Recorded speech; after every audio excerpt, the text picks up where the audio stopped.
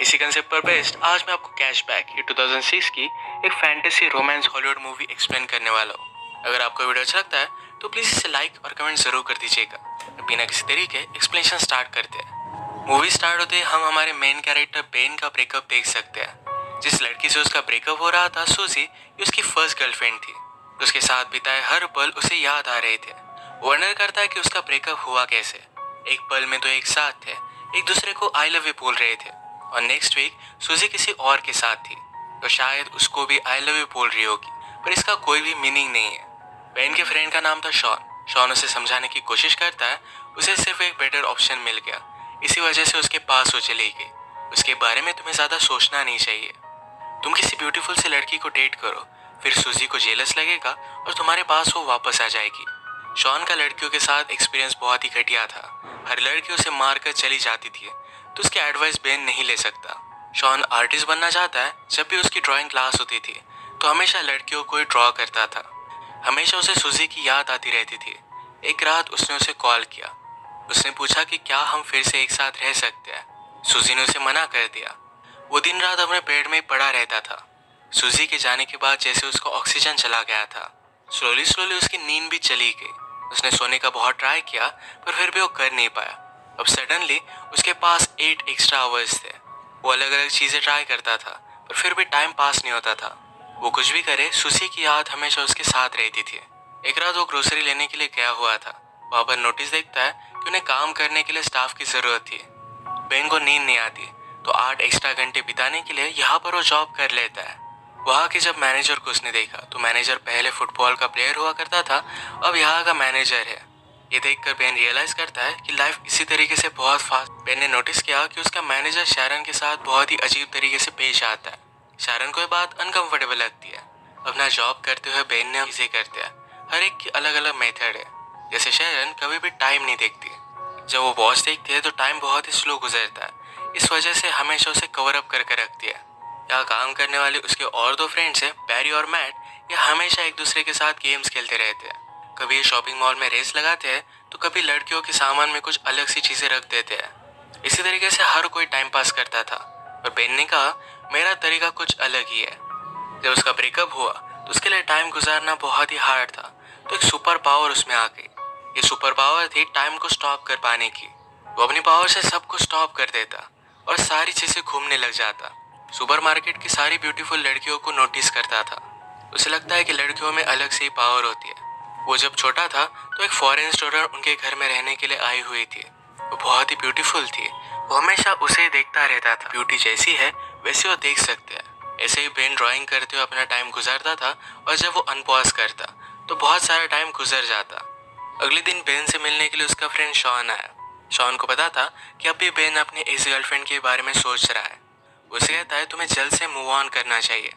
Shawn हमेशा उसे यही बात कहता रहता है, तो इस मोमेंट को भी वो पॉज कर देता है। एक्चुअल में बेन और शॉन ये बचपन से बहुत अच्छे फ्रेंड्स थे। जब शॉन की मदर घर से चली जाती तो दोनों मिलकर न्यूड मैगजीन्स देखते। एक दिन जब वे दोनों देख रहे थे तो शॉन की मदर वापस आ गई। वो इन दोनों की फ्रेंडशिप को अलग ही समझती है। आज शॉन बेन से कह रहा था, तुम्हें स्ट्रिप क्लब वगैरह मेरे साथ चलना चाहिए। सुनकर बेन को अपने बचपन का एक किस्सा याद आता है। उनकी स्टेज पर एक लड़की थी जो पैसों के लिए न्यूड होती थी। ये सारे फ्रेंड्स लाइन लगाकर उसे मिलने के लिए जाते थे। इसके बाद हम देखते हैं अगले दिन बेन और शैरन की नजरों से नजरें मिली थी। लॉकर रूम में शैरन को जरा भूख लगी थी, तो बेन का सैंडविच मांग लेती है। सैंडविच का पिकल शैरन के गाल पर लग गया था। जैसे कि बॉलीवुड मूवीज में होता है, वैसे एक रोमांटिक सा इनका मूवमेंट हुआ। ये मूवमेंट बेन जाने नहीं देना चाहता था, इसे फ्रीज कर रखना चाहता था, पर शैरन चली गई। वो कुछ भी कर नहीं पाया। उसे अच्छा लग रहा था कि सूजी से मूव ऑन कर अब वो शैरन को लाइक करने लग गया है। तभी उसके फ्रेंड ने डिस्कस कर रहे थे। मैट कहता है, आज मैंने शैरन को डेट के लिए पूछा। मैट इसके लिए बहुत ही एक्साइटेड था, पर बेन को बहुत बुरा लगता है। बेन हमसे कहता है, हमेशा मेरे साथ ऐसी चीजें होती रहती है, तो जिसको भी लाइक करता है उससे दूर चले जाते हैं। वो जब छोटा था तो अपने टीचर को लाइक करता था, पर टीचर के साथ कुछ भी हो नहीं सकता। उसकी और एक क्लासमेट थी जिसको बहुत लाइक करता था। एक दिन उस लड़की का एक्सीडेंट हो गया। उसके प्लास्टर पर हर कोई ग्राफिटी बनाता था। बेन हमेशा उसे देखता रहता, तो उस लड़की ने उसे अप्रोच किया। बेन ने भी अपनी सिग्नेचर उस प्लास्टर पर बनाई। जब उस लड़की का प्लास्टर निकला तो उसका पूरा हाथ हेयर से भर गया था। सब लोग उसे चिढ़ाने लग गए। वो अकेली पड़ गई थी तो बेन उसके पास आकर बैठा, कहा कि तुम जैसी हो वैसे ही ब्यूटीफुल हो। इसके बाद एक गर्लफ्रेंड बॉयफ्रेंड बन गए थे। एक दिन बेन ने उसे स्कूल के पीछे बुलाया, उसके पास आई और पूछती है, क्या तुम मुझे किस करना चाहते हो? बेन कहता है कि हाँ, पर कल तुम मुझे यहाँ मिलना। कल स्कूल में कोई भी नहीं होता। कल हॉलीडे था तो उन्हें कोई भी डिस्टर्ब नहीं करता। अगले दिन बेन ने उसका बहुत वेट किया पर वो आई ही नहीं। बाद में उसे पता चला कि उस लड़की का ट्रांसफर हो गया है। फिर से हम प्रेजेंट में देखते हैं कि बेन और शॉन बात कर रहे थे। बेन ने शारन के बारे में शॉन को बताया, पर वो ये भी कहता है मैट और शारन आज मूवी देखने के लिए जाने वाले हैं। शॉन ने कहा कि वो सिर्फ एज अ फ्रेंड्स मूवी देखने के लिए जा रहे होंगे, उनके बीच में कुछ है ऐसा कंपल्सरी नहीं। पर जब नेक्स्ट डे बेन काम पर जाता है तो मैट अपने फ्रेंड से शारन के बारे में बात कर रहा था।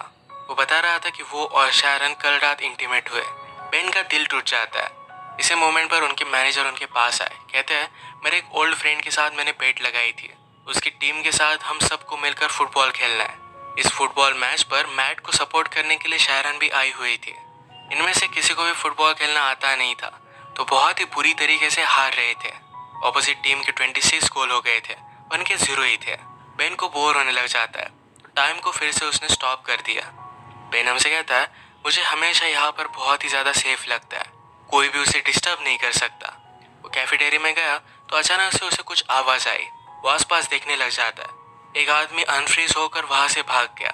बेन सिर्फ अकेला नहीं है जो टाइम स्टॉप कर कर घूम फिर सकता है। घूम फिर कर बेन फिर से मैच में वापस आया।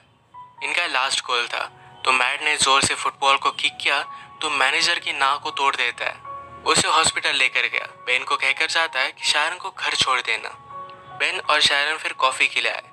बेन शारन से पूछता है कि तुम और मैट डेट कर रहे हो? शारन ने कहा कि ऐसा कुछ भी नहीं है, हम सिर्फ एज अ फ्रेंड्स ही मूवी देखने के लिए गए हुए थे।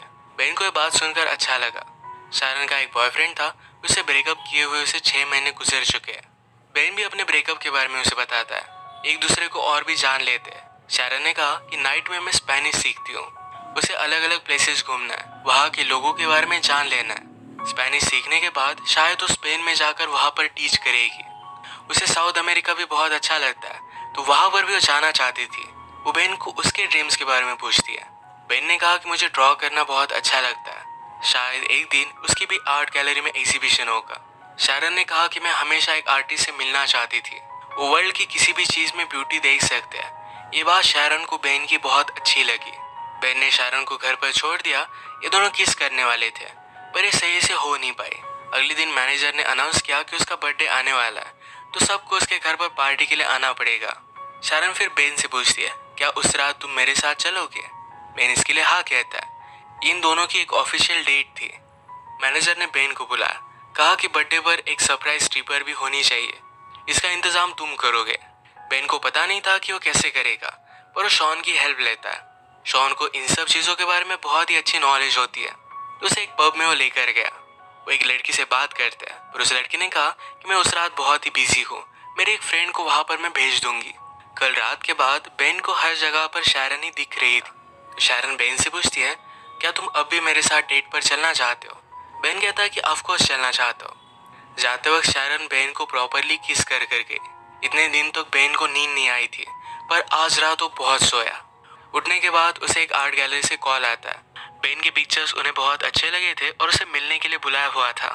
बेन इसके लिए बहुत ही एक्साइटेड हो जाता है पर इस सिर्फ उसके फ्रेंड मैट और बैरी उसका मजा ले रहे थे। रात में बहुत ही अच्छे से रेडी होकर वो शारन के पास पहुंचा। वो शारन को अपने आर्ट की गुड न्यूज़ बता देता है, उसे भी बहुत अच्छा लगता है। ये दोनों फिर पार्टी में आए पर बेन यहाँ पर सुजी को देखता है। पार्टी में इन्होंने ऑर्डर की हुई स्ट्रिपर भी आई हुई थी। ये वही स्ट्रिपर थी जो शॉन और बेन बचपन में देखने के लिए जाया करते थे।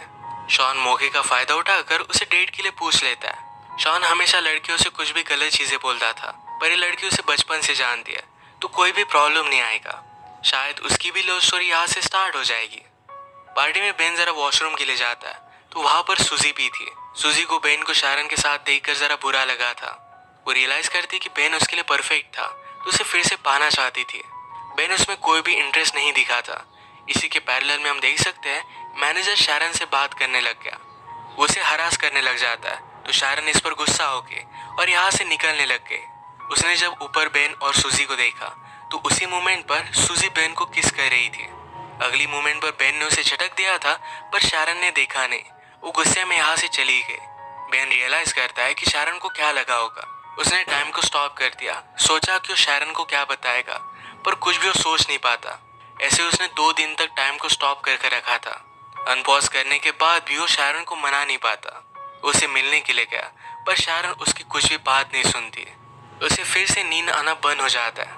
जैसे हमने पहले देखा था कि बेन के फ्रेंड्स ने उसे प्रैंक कॉल कर एक आर्ट गैलरी में मिलने के लिए बुलाया हुआ है। तो बेन एक्चुअल में अपना सब आर्ट लेकर उस आर्ट गैलरी में चला जाता है। वहाँ के एजेंट से उसने बात की तो उसकी कोई भी अपॉइंटमेंट नहीं थी, पर एजेंट उसकी ड्राइंग देख लेता है। उसे ड्राइंग्स बहुत ही पसंद आई। वो बेन को अपॉर्चुनिटी देते हैं और अब उसका एक आर्ट शो होने वाला था। इसका इनविटेशन बेन शारन को देकर आता है। इस एग्जीबिशन ने शारन की बेन ने जो भी ड्राइंग्स बनाई थी सिर्फ यही लगाई हुई थी। ये सब कुछ बहुत ही ब्यूटीफुल था। बेन से एक आर्ट की एजेंट बात करने लगी। कहती है, मुझे तुम्हारी ड्राइंग्स बहुत ही पसंद आई। वो न्यूयॉर्क से थी तो उसे बहुत बड़ी अपॉर्चुनिटी दे सकती थी। बात करते हुए बेन ने नोटिस किया कि शारन भी ये शो देखने के लिए आई हुई है। ये आर्ट एजेंट उसे पूछ रही थी कि फ्यूचर में तुम क्या करना चाहोगे। बेन कहता है कि मुझे साउथ अमेरिका में जाकर ट्रैवल करके ड्राइंग करनी है। एक्चुअल में शारन का ड्रीम था कि उसे साउथ अमेरिका में ट्रैवल करना है, तो बेन भी उसी के साथ ट्रैवल करके ड्रॉ करना चाहता था। शारन उसकी सारी ड्राइंग्स देखकर बेन को माफ कर देती है। बेन फिर से उसे सॉरी कहता है, पर शारन ने कहा कि पेंटिंग्स देखकर मैं सब कुछ समझ गई हूँ। बेन ने पूछा कि क्या तुम मुझ पर ट्रस्ट करती हो। शारन ने कहा कि हाँ करती हूँ। शारन को उसने आँख बंद करने के लिए कहा। उसे किस करता है और उसी मोमेंट पर उसने टाइम को स्टॉप कर दिया। अब जब टाइम स्टॉप हो गया था तो बेन के साथ शारन भी आसपास घूम सकती थी। बाहर स्नो गिर रहा था तो शारन को बेन बाहर लेकर आया। इसी में वो किस करते हैं और इसी के साथ इनकी लव स्टोरी स्टार्ट हुई। बेन हमसे कहता है, लाइफ में बहुत सारे मोमेंट्स होते हैं जो ऐसे ही चले जाते हैं, पर अगर आपको लाइफ की ब्यूटी को अप्रिशिएट करना है, किसी के प्यार में पड़ना है, तो एक बार ज़रा रुक जाओ, इस मोमेंट को अप्रिशिएट करो, कभी भी उन्हें जाने मत दो। इसे एक ब्यूटीफुल मैसेज के साथ ही मूवी एंड हो जाती है।